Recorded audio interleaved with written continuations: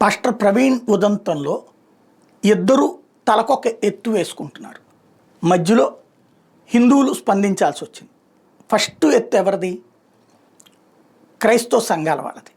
అది చాలా దుర్మార్గంగా జరిగిపోయింది. ఎవరో హత్య చేశారు, ఎవరో ప్రత్యర్థులు హత్య చేశారు అని చెప్పే ప్రయత్నం మొదట చేశారు.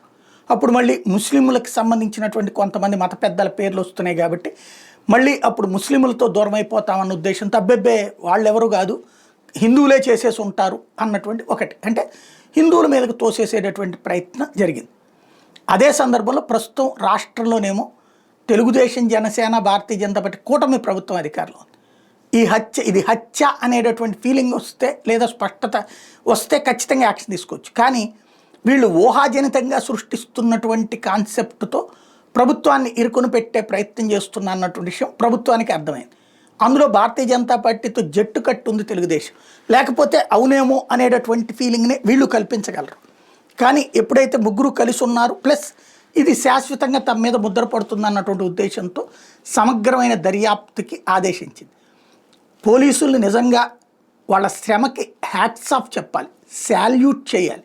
ఎందుకంటే వందల కొద్ది కెమెరాలని, ఒకటి కాదు రెండు కాదు, వందల కొద్ది కెమెరాలని సీసీటీవీ ఫుటేజీలు పరిశీలిస్తున్నారు. ఆయన వచ్చినటువంటి రూట్ అంతా కూడా అన్ని వీడియోలు వదిలిపెడుతున్నారు. ఎందుకని? సైకలాజికల్గా అతను తాగి బండి నడుపుతా రావడం వలన ప్రమాదం జరిగింది. వాస్తవంగా రేపు పోస్ట్ మార్టం రిపోర్ట్ వచ్చిన తర్వాత ఫైనల్ అవుతుంది. పోస్ట్ మార్టం రిపోర్ట్ వాస్తవంగా అయితే ఈ పాటికి వచ్చేసి ఉండాలి, 2 రోజులు 3 రోజుల్లో వచ్చేస్తుంది.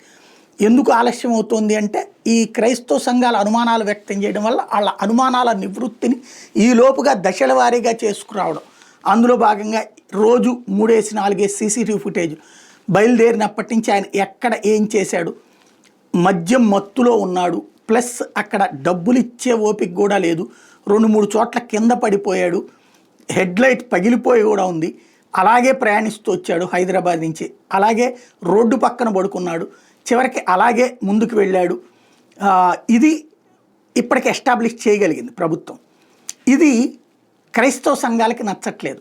వాళ్ళేంటి ఇవన్నీ కావాలని చేస్తున్నారు, ఇది హిందువులే చేశారని ఎందుకు చెప్పట్లేదు అన్నటువంటి కోణంలో నుంచి వాళ్ళు ఫైనల్గా ఇంకా 4-5 రోజుల పాటు పడుతుందట post mortem report, forensic report. అవి 2 ఎలా ఉంటాయి? ఈలోపుగా ఇది ఎలాగా? ప్రభుత్వమేమో అది తను మద్యం మత్తులో బండి నడుపుతూ జారి పడిపోవడం వల్ల చనిపోయాడన్నటువంటి పోలీస్ ఫైండింగ్ నమ్మడంతో పాటుగా దానికి అనుగుణమైనటువంటి యాక్టివిటీకి సంబంధించిన వీడియోస్ అన్నీ డిస్క్లోజ్ అవుతాయి. ఫైనల్ పోస్ట్ మార్టం రిపోర్ట్ ఏమొస్తుంది, ఫోరెన్సిక్ రిపోర్ట్ ఏమొస్తుందో తెలియదు. దాని దిశగా ఈలోపు సైకలాజికల్గా ప్రిపేర్ చేస్తుంది ప్రభుత్వం.